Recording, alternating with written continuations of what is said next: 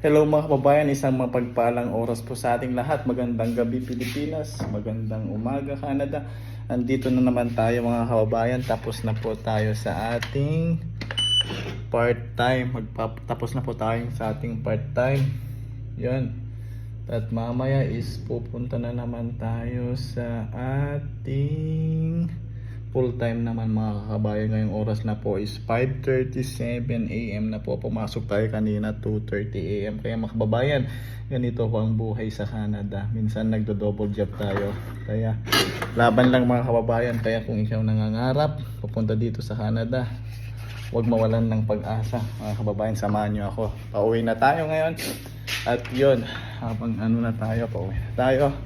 Labalabas na tayo sa farm. At tingnan nyo yung farm na ating kababayan ngayon. Maliwalas yung panahon, medyo maliwanag na. Yan mga